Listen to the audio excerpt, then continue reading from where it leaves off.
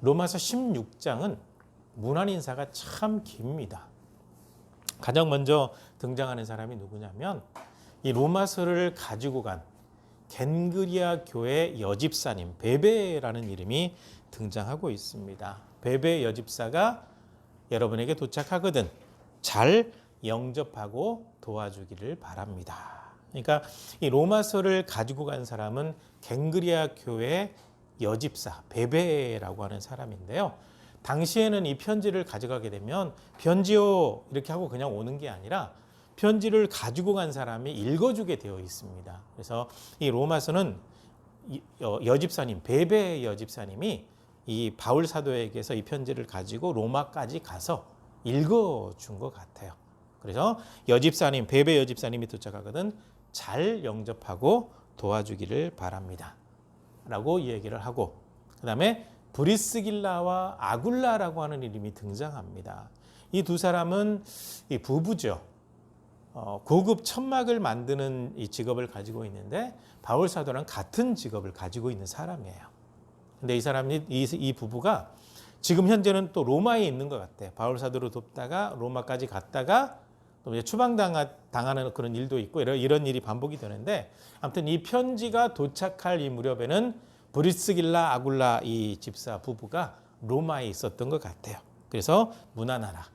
그리고 에베네도라고 하는 사람이 또 로마에 가 있었던 것 같아요.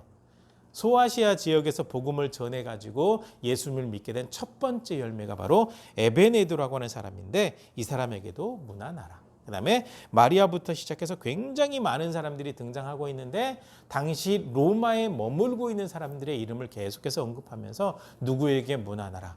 이 사람은 어떤 사람이고 어떤 일을 한 사람이다. 이 사람과 그의 형제, 그의 가족들에게 문안하라. 이 사람들은 어떤 사람들이다. 이렇게 쭉 소개하면서 서로 이제 문안 인사를 하라고 대신 안부를 전해달라고 이야기를 하죠. 이제 바울 사도가 이렇게 문안 인사를 하는 이유는 그 사람들에 대해서 알고 있다라는 거예요. 어떻게든 이제 만나기도 했고 전해 듣기도 했고 아마 어떤 교제가 있었던 것 같아요. 그래서 이 사람들이 로마에 머물러 있고 로마 교회를 이루고 있기 때문에 서로 안부를 전하고 서로 이 신앙을 점검하고 하는 부분에 대해서 쭉 언급을 하고 있는 겁니다.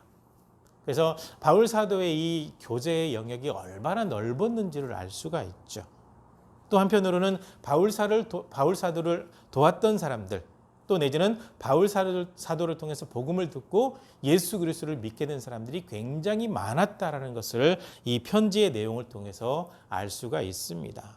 그리고 바울 사도는 이 편지를 보내면서 로마에 있는 이 예수님 믿는 성도 여러분도 서로 입맞춤으로 문안하시기를 바랍니다라고 했죠. 이거는 교회 안에 믿음 안에 있는 사람들이 서로 영적 교제를 통해서 하나가 되어야 합니다라는 거예요. 그러니까 신앙인들에게 교제가 있어야 됩니다. 굉장히 중요하죠. 그러면서 덧붙여서 하는 얘기는 여러 지역에 있는 예수 그리스도를 믿는 사람들이 로마에 있는 신앙인 여러분에게 안부를 전합니다. 여러분들이 믿음을 잘 지켜나가는 모습이 있었으면 좋겠습니다라는 마음을 담은 안부 인사까지 여기에서 언급을 하고 있습니다. 사도 바울이 선택을 받아 복음을 전하게 되니까 이렇게 영역이 넓어져요. 그러니까 예수 그리스도를 믿는 사람들이 예수님 믿고 구원받게 되었다고 한다면 이렇게 영역이 넓어져야 돼요. 영적 영역이 넓어져야 되는 겁니다. 서로 영향을 주고받을 수 있어야 되고 믿지 않는 사람들에게는 복음을 전할 수 있어야 되고 같은 믿음을 가지고 있는 사람들에게는 그 믿음을 같이 유지해 나갈 수 있는 영적인 교제, 기도하고 돌보는 일들이 있어야 되거든요. 이거 굉장히 중요합니다. 그래서 신앙인들에게는 혼자서 신앙생활하는 것이 이게 중요한 게 아니라 여러 사람과 교제하면서 영적 교제를 나누는 것이 굉장히 중요하거든요. 그러니까 코로나로 인해서 이 교제가 멈춰지게 되니까 어떤 일이 벌어지게 되냐면요. 굉장히 많은 교회 성도들이 교회에 돌아오지 않아요. 현장 예배가 이루어졌음에도 불구하고 돌아오지 않는 사람들이 굉장히 많이 있고 이렇게 목회하는 분들 만나서 대화를 나누다 보면 안 돌아올 가능성이 굉장히 큽니다. 거의 2년 정도 교제가 끊어졌기 때문에 돌아오지 않을 가능성이 굉장히 큽니다. 이제는 또 새로이 전도해야죠 라고 이야기할 정도입니다. 그러니까 교제가 끊겨버리게 되면 이런 일들이 발생하게 돼요. 그래서 이 질병이 발생하거나 뭐 어떤 재해가 있어서 교제가 끊어지는 일이 없어야 할 텐데 우리는 이 모든 일을 위해서 참 많이 기도해야 될 것 같습니다. 바울 사도의 이 놀라운 사역을 통해서 수많은 교제가 이어지게 되고 이 모든 일을 통해서 수많은 사람들이 선한 영향력을 주고받게 됐다는 이 부분이요. 참 중요합니다. 그래서 우리 성도들은 교제를 참 중요시 여겨야 됩니다. 하나님과의 교제가 예배예요. 하나님과의 교제가 하나님의 말씀을 공부하는 겁니다. 그리고 하나님과 교제가 이루어지는 사람들은 같은 믿음을 가지고 있는 사람끼리 서로 교제를 해야 돼요. 그런데 한 가지 조심스러운 부분이 있습니다. 어떤 사람들은 그냥 편리할 대로 좋은 관계에 있는 사람들하고 잘 지내면 되고 그렇지 않은 사람하고는 거리 두고 살면 되죠. 라고 생각하는 사람이 있는가 하면 아니요. 이왕이면 모든 사람들과 다 잘 지내면 좋잖아요. 근데 많은 사람들이 모든 사람들과 잘 지내기를 원하거든요.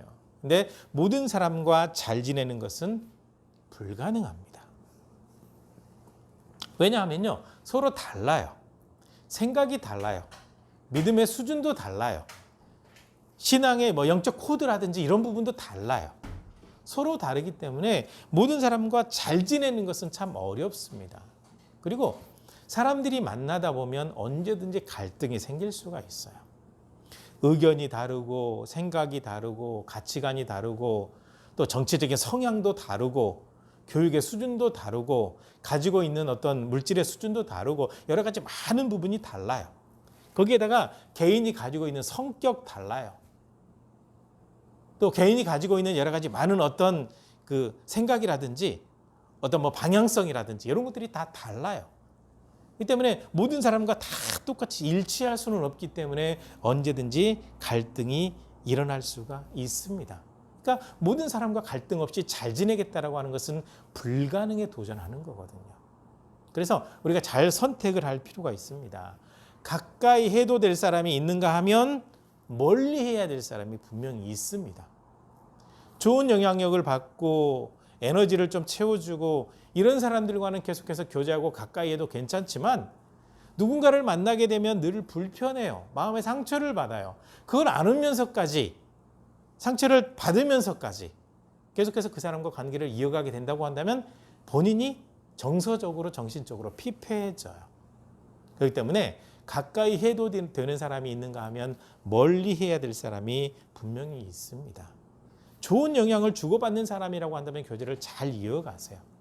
그런데 좋은 영향력을 주고받는 것이 아니라 나는 많은 것을 베푸는데 늘 받기만 하고 이기적이고 나에게 상처를 준다. 그렇다고 한다면 계속해서 끌어안고 갈 필요가 없습니다. 왜냐하면요.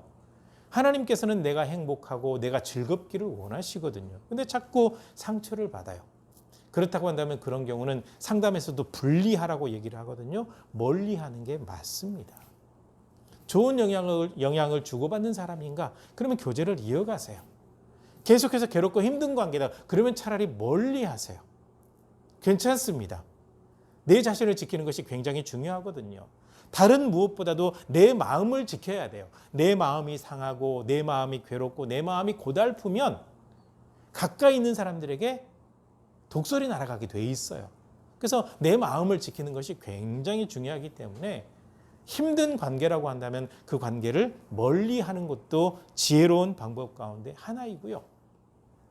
또 잠언 내용도 보게 되면 미련한 사람들이 있어요. 지혜롭지 못한 사람들, 안하무인격인 사람들. 그런 사람들은 그 미련함이 절구통에 놓고 그냥 갈아 뭉개도 그 미련함이 벗겨지지 않으니까 그들과 함께하지 말라.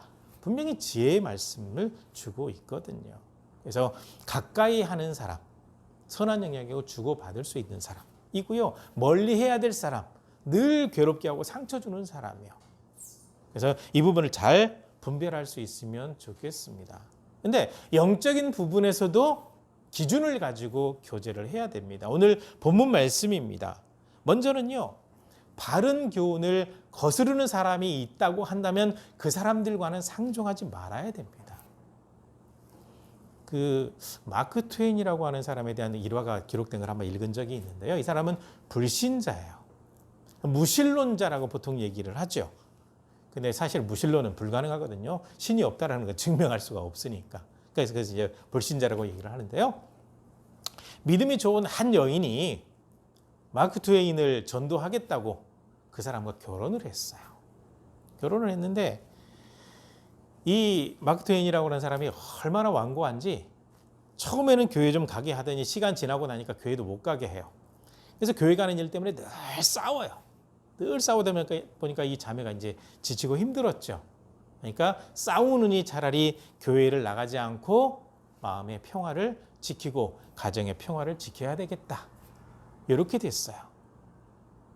그리고 시간이 지나고 보니까 이 여인이, 이 자매가 점점점 믿음이 없어지고 생기를 잃어가요. 그래서 마크 트웨인이 자기 아내가 이제 생기 잃어가니까 여보, 그렇게 사는 모습이 참 너무 안타까운데 교회 나가시오 라고 했더니 아니요, 내 마음속에는 이미 믿음이 없어져 버렸습니다 라고 하는 일화가 인터넷에 기록이 되어 있더라고요. 함부로 덤비는 거 참 위험합니다. 참 조심해야 돼요.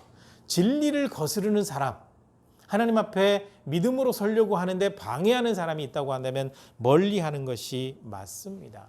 특히 바른 교훈이요. 바른 복음, 바른 가르침. 이것이 이제 바른 교훈이라고 말씀드릴 수가 있겠습니다. 바른 복음은요, 변질되지 않은 순수한 복음이고 가르침은 하나님의 말씀을 통한 가르침을 이야기하고 있습니다. 이 부분이 바로 세워져 있지 않다고 한다면 그런 사람과 교제를 하게 되면 굉장히 위험합니다. 진리를 거스르는 사람들은 논쟁을 해요. 저도 고등학교 때 통일교 학생회장이었던 그부하고 한번 논쟁을 한 적이 있는데 아무런 유익이 없어요. 논쟁을 하게 되니까 이 옆에 있는 친구들이 뭐라 그러면 교회 다니는 사람끼리 싸운다 그래요. 분명히 통일교는 이단인데 의미가 없어요. 논쟁을 하게 돼요. 다툼을 일으키게 돼요. 오히려 하나님의 영광을 가리우게 되는 겁니다. 특히 이단에 속한 사람들은 굉장히 조심해야 됩니다. 진리를 거스르는 사람들의 특징이 있어요. 진리를 거스르는 사람들은요, 기존 교회, 신앙을 가지고 있는 기존 교회를 디스합니다. 기존 교회는 구원이 없느니, 기존 교회가 이미 틀려 먹었느니, 이전 교회는 이미 하나님과 멀어졌느니, 그래서 나를 보냈느니, 그래서 우리 단체를 보냈느니. 그래서 기존 교회를 디스한다. 100% 이단일 가능성이 높습니다. 그리고요, 이 사람들은요, 거짓말을 가르칩니다. 현혹하는 말, 수많은 거짓말, 허탄한 말을 지어서 사람들을 유혹하게 된다라는 거죠. 그래서 대적을 해요. 교회와 목회자를 대적합니다. 특히 신천지 같은 경우는 지금 기존 교회 목회자를 개를 만들어 놨어요. 개들, 행악자들이라고 하는 이 단어가 바울 서신에 나오거든요. 바로 이단들, 거짓말을 만드는 자들을 개들, 개와 같은 자들, 행악자들이라고 얘기하는데 기존 교회 목사들이 거짓말하고 있기 때문에 개들이라고 가르쳐가지고 신천지 나가는 사람들은 기존 교회 목사들을 개로 봐요. 참 웃기지도 않죠. 그렇게 대적을 합니다. 진리를 거스리고 대적하고 분쟁하게 만들죠. 그러니까 누군가가 잘못된 복음을 전하고 잘못된 진리에 물들어 있다고 한다면 멀리해야 됩니다. 아무리 친한 사람이라고 해도 멀리해야 됩니다. 그래야 영적인 교제가 하나님과의 관계 속에서 이루어져 나갈 수 있는 거지, 잘못된 속으로 빠져들게 되면 이 교제가 망가지게 되면서 사탄과 교제해버리게 돼요. 즉 지옥의 백성들이 돼버린다라는 겁니다. 그래서 바른 교훈을 거스리고 있는 자들이 있다고 한다면 조심해야죠.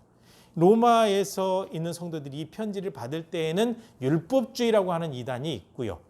그 다음에 시간이 좀 지나게 되면 영지주의라고 하는 이단이 등장해요. 제가 뒤에 가서 또 잠시 한번 언급을 하겠지만요. 이런 것들은 그냥 밖에서 이렇게 진리를 증거하고 있는 것이 아니라 교회 안으로 들어와요.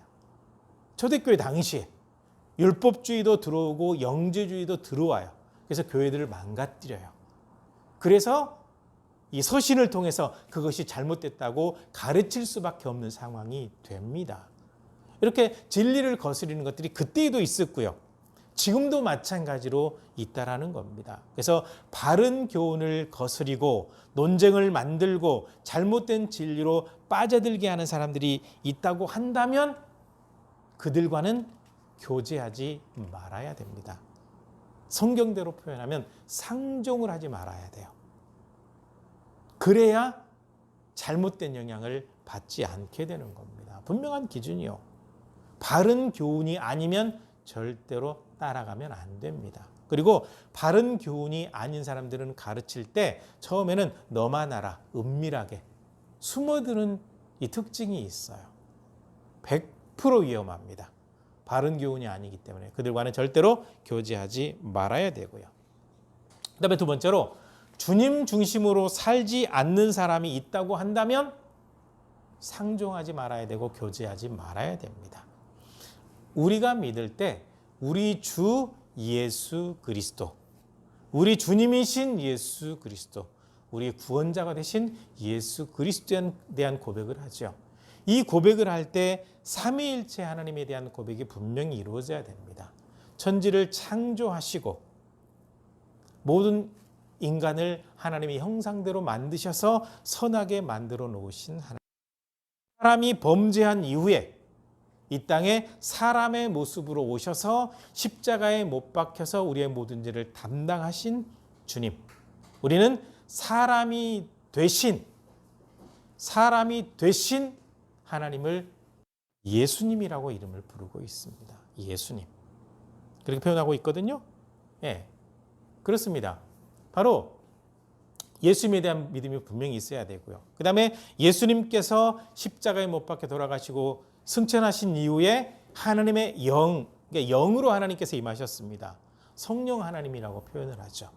그래서 우리가 신앙 고백을 할 때 하나님, 예수님, 성령님에 대한 신앙 고백이 분명히 있어야 됩니다.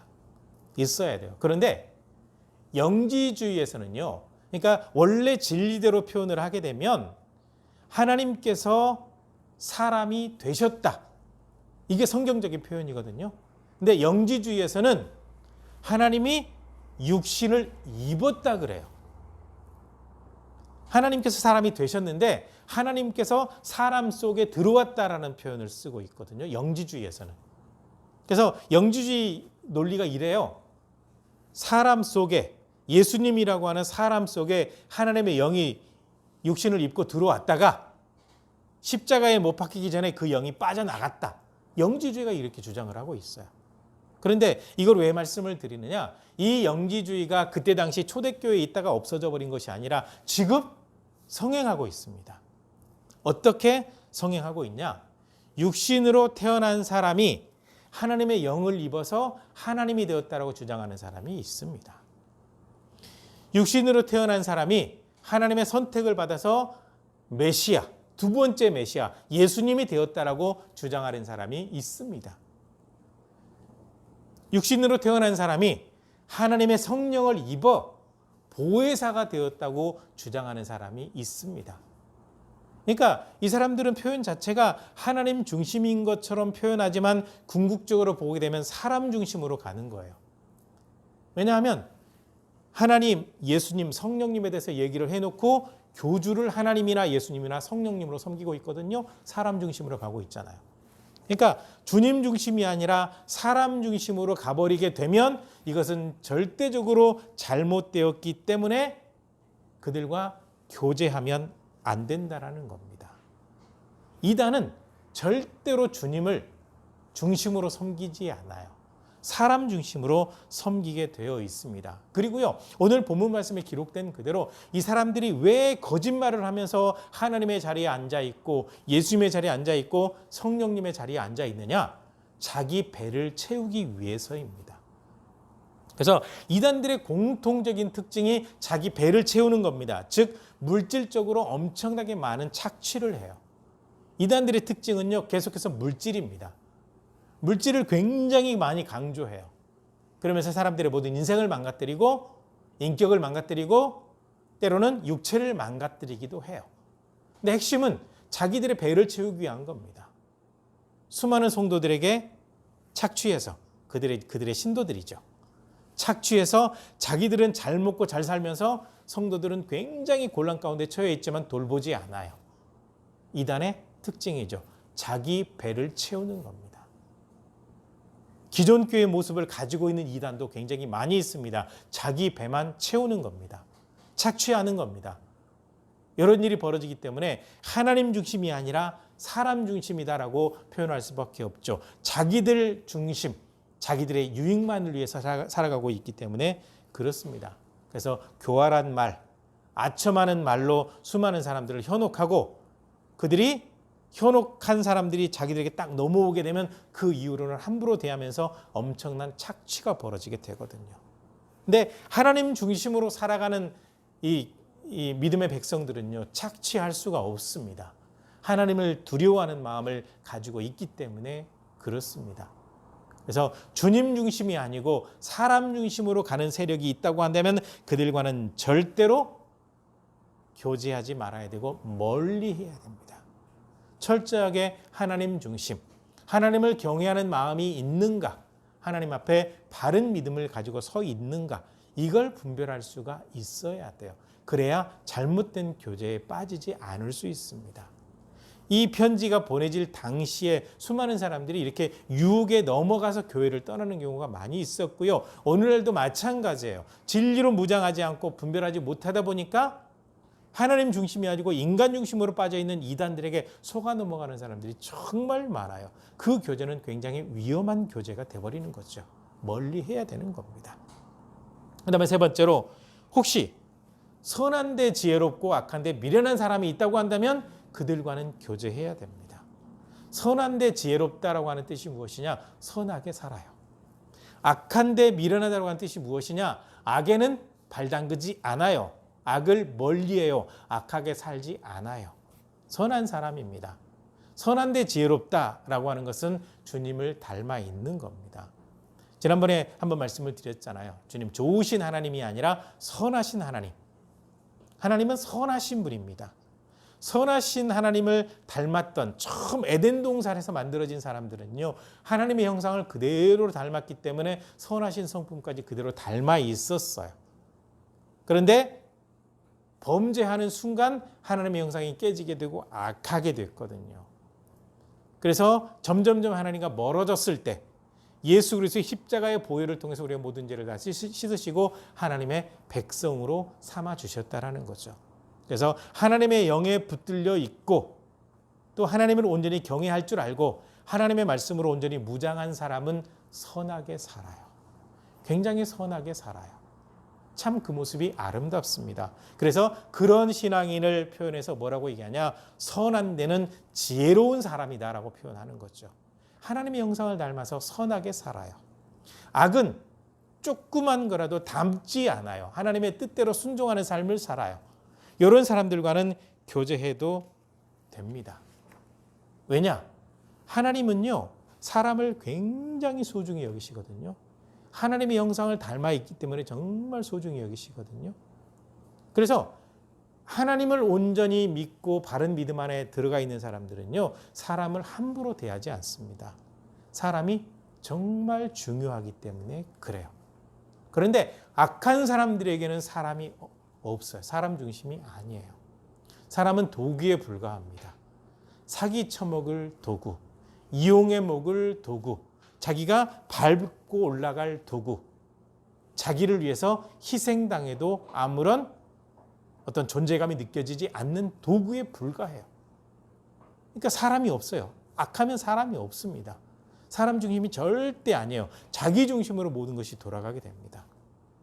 그래서 수많은 악을 행하면서도 양심의 거리낌이 하나도 없어요.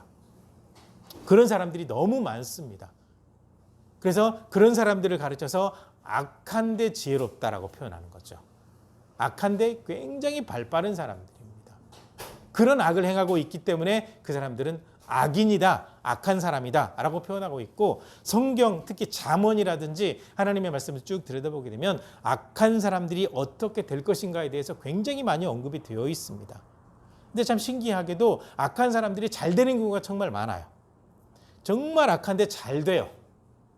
하나님께서 아마 잠시 용납하셨기 때문에 그런 것 같습니다. 그런데 궁극적으로는 그들은 멸망하게 되어 있다라고 말씀하고 있죠. 그래서 이 말씀은 굉장히 중요합니다. 선한데 지혜롭고 악한데 미련해라. 이렇게 사는 사람이 하나님의 백성이고 예수 그리스도를 믿는 사람이다 라고 이렇게 표현하고 있습니다. 왜냐? 그런 삶이 하나님께서 인정하시는 삶이거든요. 의로운 사람의 삶은 여호와께서 인정하시나 악인의 모든 길은 망하리로다. 겸손한 사람은 하나님께서 인정하고 높여주시나 교만한 사람은 하나님께서 그 목을 꺾으시느니라. 이렇게 말씀하고 있습니다.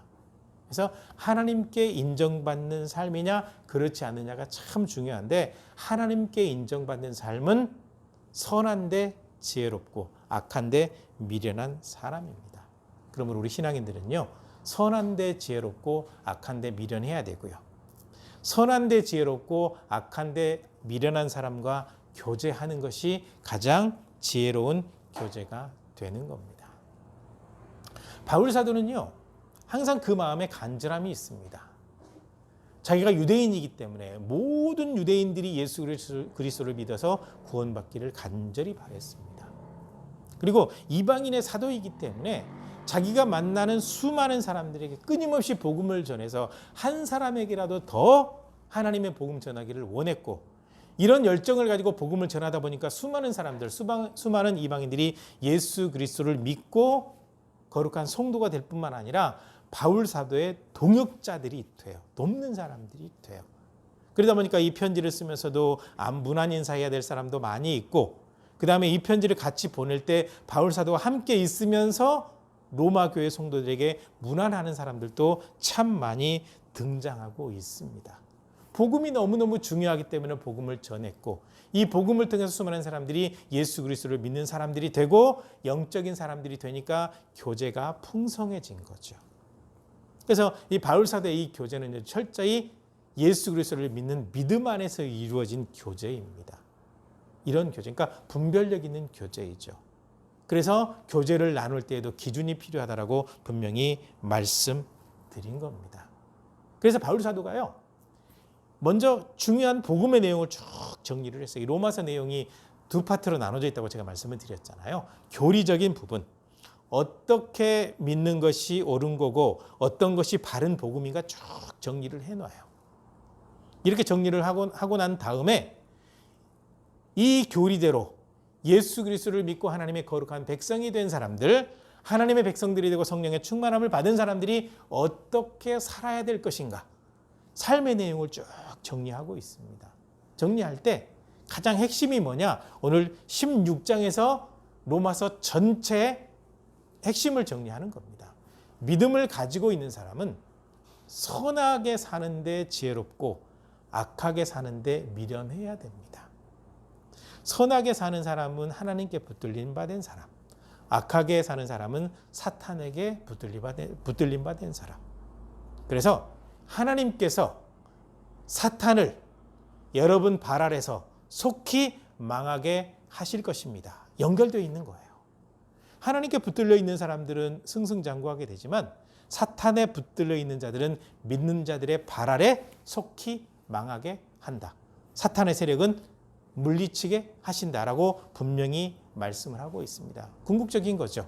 하나님의 백성들은 은혜 가운데 평안을 누리게 되나 사탄의 백성들은 결국 망하게 된다라는 핵심의 말씀을 하면서 어떤 사람이 하나님께 붙들려 있느냐, 어떤 사람이 사탄에게 붙들려 있느냐, 바로 그 부분이죠. 선하게 사는 사람, 하나님께 붙들려 있는 사람, 악하게 사는 사람, 사탄에게 붙들려 있는 사람.